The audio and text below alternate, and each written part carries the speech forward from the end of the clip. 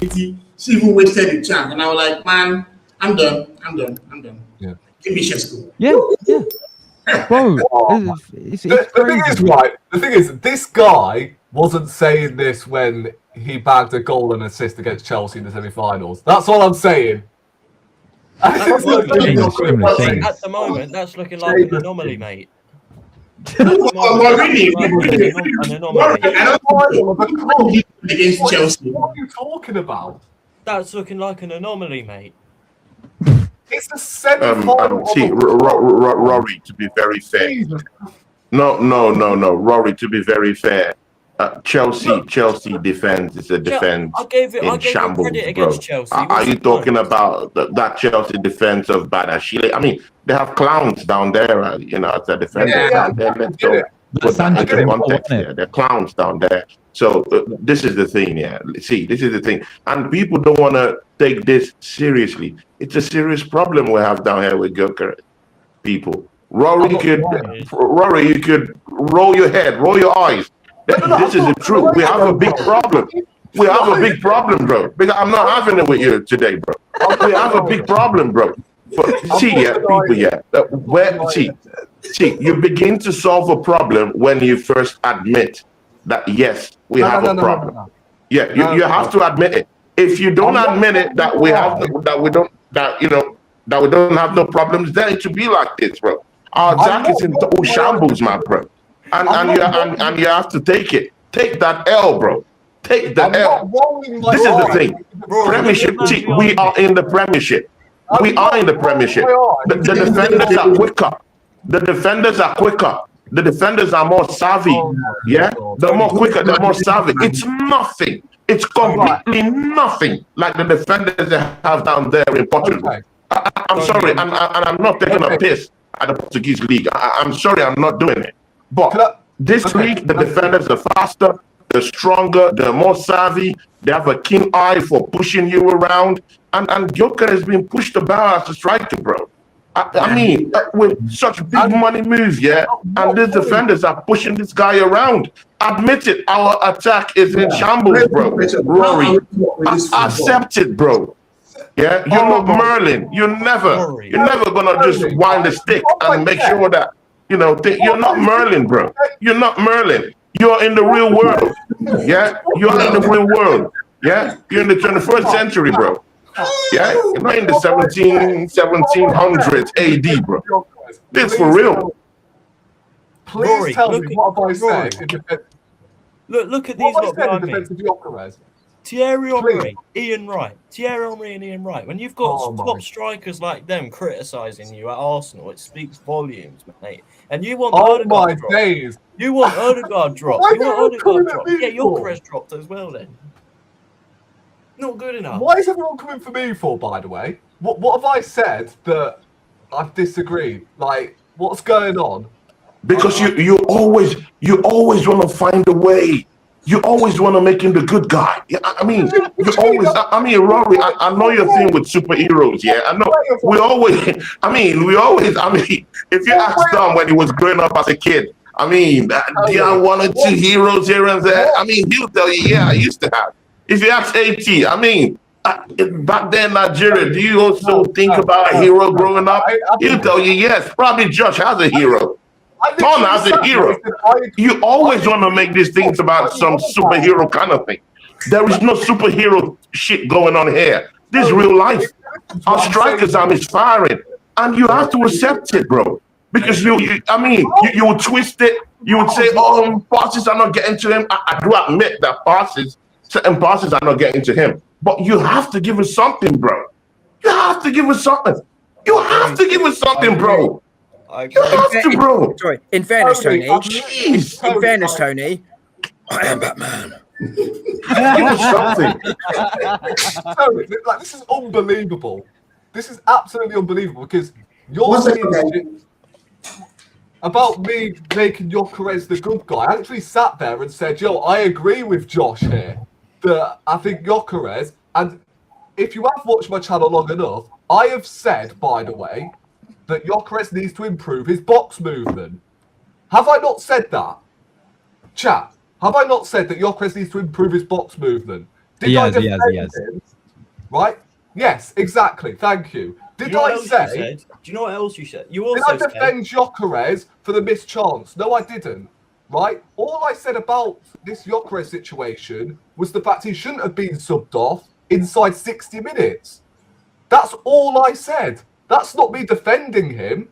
That's me basically saying, right, why can't we go to up front? Why do we have to go like for like changes? We did that on Tuesday or Wednesday or whenever you played Chelsea and we brought on Marino. It didn't go well. Marino's a holding midfielder, Tom. Yeah, but seriously, when was the last time your manager went to up front? Havertz played in midfield. People, when was the last time your manager went to up front? Arteta is not going to do that. Manager? It doesn't do that. Hang on. He did against Chelsea. He did against Chelsea. Havertz was playing up front he was playing just off Jesus, just off him. He was just in that. When we need a goal, though, right? It's 0-0 at the time, right? He didn't do it against Liverpool. It's all well and good doing it when you're winning the game. When it's 0-0, hold on. When it's 0-0 or when we're losing the game, when have you ever seen Arteta go to up front? Just out of curiosity. He did it when we had Nketiah.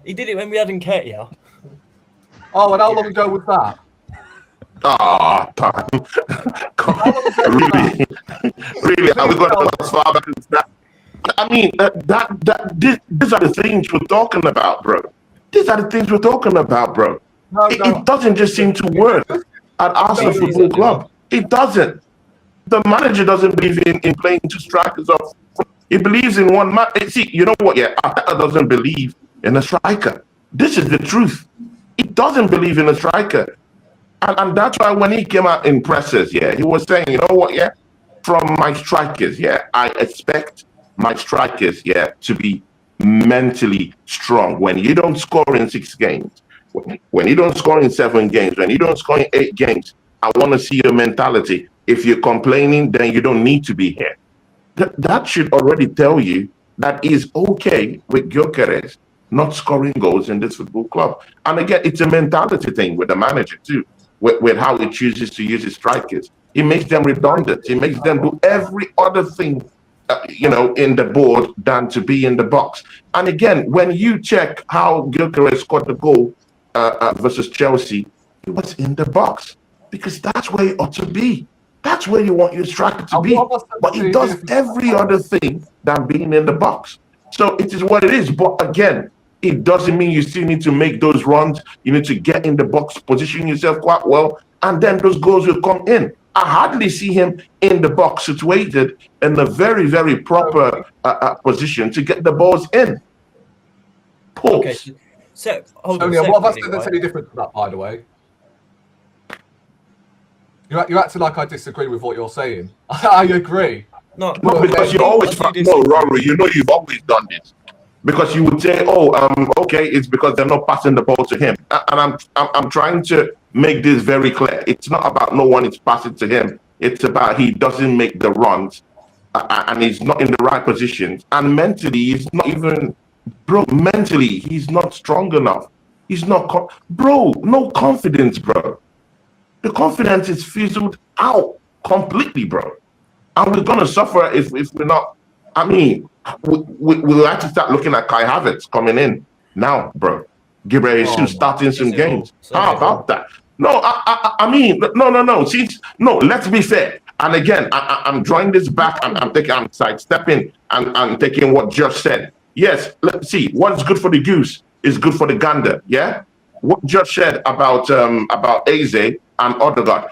I want to see the same kind of bone being thrown at Odegaard. Yeah, he has to stay on the bench for a while and allow Eze to come on, bro. Yeah, exactly, bro. Let's make this a merit. Let's make this a meritocracy. Yeah, everyone who has merit, come play. If you have a good game, good. You play the next one. If you don't have in a couple of games, then you have to sit back on the bench. Let's do it by merit, bro. Because Eze, for about 6 straight games, man did not even play a single minute in the Premiership, bro. So let's make this a meritocracy, bro. So if Gyökeres is not fine on under the circumstances, let's bring in Kai Havertz. Bro, come on, bro. It's okay. Jesus. I mean, let's do this, bro. There's no need dancing about the bush with Gyökeres. That's not going to get us any goals, bro. Not in for us, bro. Yes, but Tony, there's nothing there that I have said differently. This is what I'm saying. But what is that? What correlation does that have to what you said earlier about me apparently defending Gyökeres after Saturday, right? And let's be honest, right? The fact you're bringing up Gyökeres and you've not said a peep about Martinelli, who's on more money, by the way. If that is Gyökeres in that position, guarantee you are ripping him to fucking shreds. I'm telling you now. Do you know why? Because Martinelli's on double figures. Do the maths. Gyökeres is literally our second top scorer. What are you talking about? Bro, I don't care. Martinelli is on double figures. Do the maths. Martinelli is on 180 grand a week, Tony. Bro, I don't care. Martinelli Martinelli has outscored Gyökeres in the Champions League, bro. He has double figures, bro. And that's the guy we used to curse out. Jesus is on 200 grand. Did worse than Gyökeres when he came on. Don't you agree? Bro, you're making this about money. Why? It should be about quality. It should be about confidence. It should be about the person who's leading the line. You're making it all about money. What quality? You're making this all about money. And it's not all about money. It should be about the quality that we have. It should be about the confidence you have in front of goal. Why is he missing that? Why is he missing that clear goal scoring opportunity where he had with Murillo tailing him? Answer my question. Sorry. Now that Guehi is on 300k, right? That means that every time Man City must keep a clean sheet, right? Is that what it is? Now that Guehi is on 300k per week, it means that Man City keep a clean sheet, right? The price of money should not be your concern. Your concern should be what's going on the pitch. You're not the one paying those players, bro. Right? Martinelli is doing his thing and he's doing better than Gyökeres right now, and that's what matters, not what is earning in his bank account, as far as I'm concerned, bro. Yeah, well, basically, all I'm saying is I'm not defending Gyökeres after Saturday. No, you're making I understand your point that Martinelli is earning 180 bags, right? He's supposed to be doing more than Gyökeres. I'm sure Gyökeres even earns close to that, if we're being honest with ourselves. But Gyökeres came to this club scoring 97 goals in 102 games. We did not expect to see 6 goals in 22 games, bro. Yeah, and basically, all I'm asking Arsenal to do is change the flipping system. Well, not change it completely, but tweak it. The guys are doing the best they can for him, man. And we're basically unlearning everything we've done in the past 3 seasons that we've done so well that kept us in second place for all this while, just to adapt to Gyökeres. And when he gets the chances, he doesn't score them. How much more do you want him to do? One-on-one in Nottingham Forest, he still missed out the chance. Or play Kai Havertz and it actually works, but you know. It doesn't work though, does it? Let's be serious. Right, he's not even better than Marino up front. I already said that Marino's been our best striker this season. Well, you just said he was a holding midfielder, so... Yeah, and that says a lot, doesn't it? A holding midfielder being our best striker. Are you seriously Yeah, Rory, change your system that keeps us first. Without Gyökeres putting us up there. Yes, change a system that's kept us at the top of the Champions League. Yes. Change a system that is already putting us in the finals of the Champions League with Gyökeres just scoring only 1 goal. Yes. Rory, good. No, that's good. Clap for Rory, people. Clap for Rory. Yeah, change your system. Yeah, that's keeping us at the top. Yeah, in all this stuff without Gyökeres scoring even up to 15, 10, 15 goals. Really? Is that what we're doing now? Clap for Rory, people. This has to be some superb out of space shit. I'm about to fucking explain it to you if you actually let me speak, right? Look at Man City, right? The season before they brought in Haaland, they won the league. What did? They changed the system to benefit Haaland. What did they do the following season? They won the fucking treble. Right? What they've done after? They won a league title. So yes, you can flipping do it. You can tweak the system to benefit your own striker. 2 things. That's the point I'm making. two things. You can change the system. You are right. However, I think there's a little bit of a difference between Erling Haaland and almost every other striker in the world, with the odd exception. You know, Erling Haaland is world class. He's in a league with very few others. I think the other thing is we have actually seen a tweak to the system. If you look at our patterns of play, they are much more left-sided this season than they were previously. That suits Gyökeres, and our through balls are much higher. So while I still think we can look to find him quicker, particularly in transition, he also, as everyone has said, in fairness, I don't think anyone has not said this, is that he does have to improve his movement. It has been lethargic at times. Yes, there are examples where he hasn't been found, but there are countless examples where he's not been where he should be, and he knows that, or he has been too slow making that movement. But I think the system has been tweaked this season, but I think there are differences between almost every striker on the market this summer and Erling Haaland. Yeah. By the way, welcome, Seb.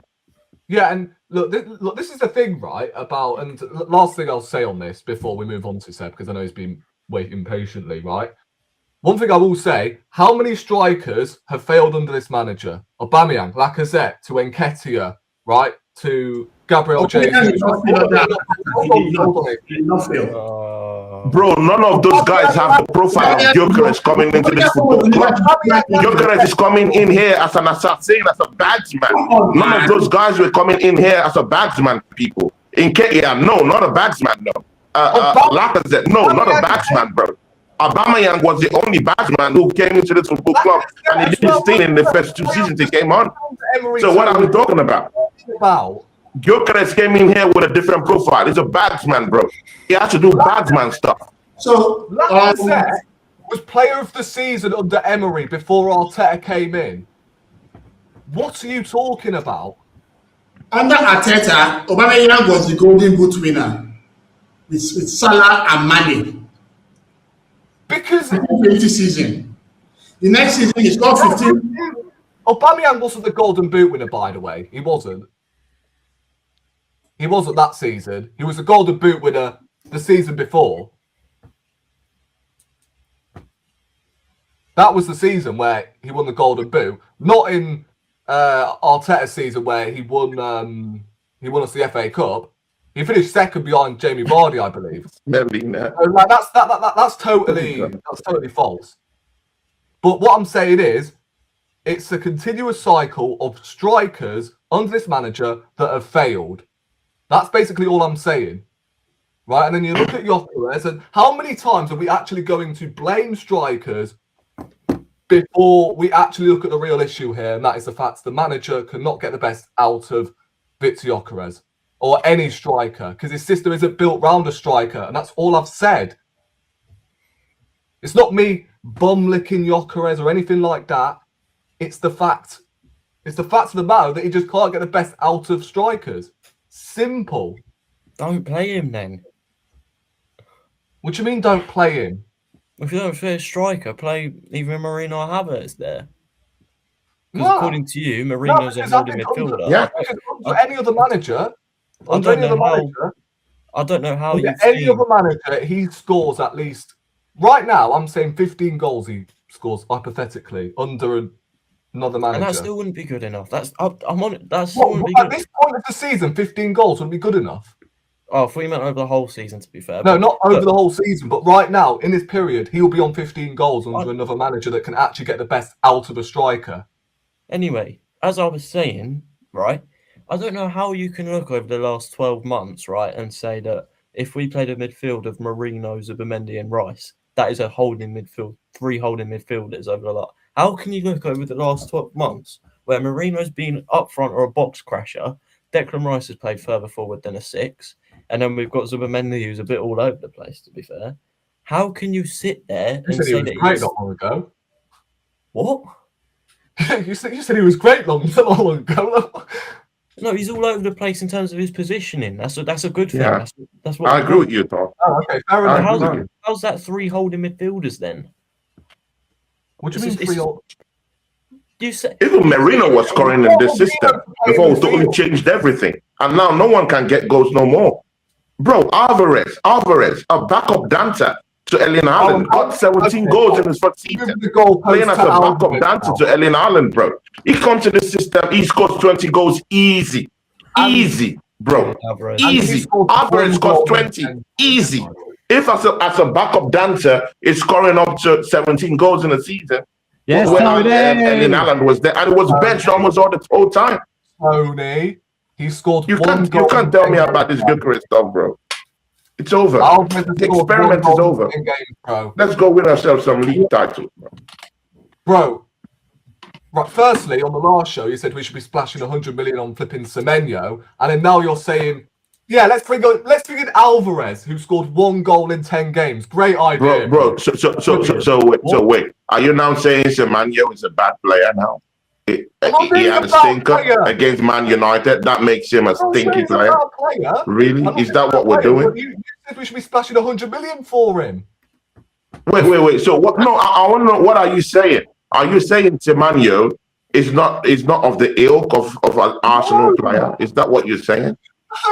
No, I didn't say that. Yeah, then that comment doesn't make sense. That statement doesn't make sense. We do know that the left-hand side in our team, we do know that that's a problematic area. Martinelli is not getting the kind of goals we want from him. Trossard, almost the same thing. So if we have a Semenyo who comes there, who could also play on the right and flip it up on the left-hand side in some incendiary spaces, he could even come in from the middle of time. We've all been complaining that, hey, through the middle, we have nothing coming up, walking up there. He plays across these positions. He could help our team. But again, it is what it is. I mean, with Arsenal fans, yeah, it's hard, bro. It's hard. The clearest thing for us to see. We don't want to just say the truth about that. Let me ask you this. Is he worth 100 million, Semenyo, to you? 100 million? Bro, that's an overreach. We were talking about forcing a move. That's what we're talking about. We're talking about it. The conversation is quite different from if he's a 100 million player. Is he a 100 million player? No. But in terms of forcing the conversation, as at the time we had that conversation, forcing the conversation about bringing him to Arsenal, I would say, throw that money away. Yeah. How about that? Yeah. Semenyo, are we taking the piss? Bro, that's the price of players in the market, bro. How much did Man City buy Semenyo? Real Madrid once evaluated Vinicius Jr. as 300 million. And is he what I'm talking about, bro? We are at that time where players are being overinflated, bro.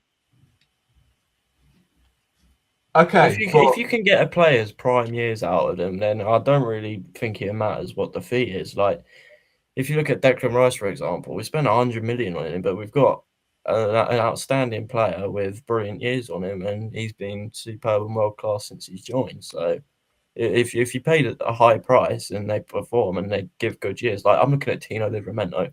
Yeah, apparently Newcastle wants 60 million euros for him, right? Don't really to me, if Ben White leaves, then yeah, I think we should be all over that deal. To be honest with you, and Rory, Sebastian has been here. Please let him get some. Let him get some. We'll move to Seb anyway.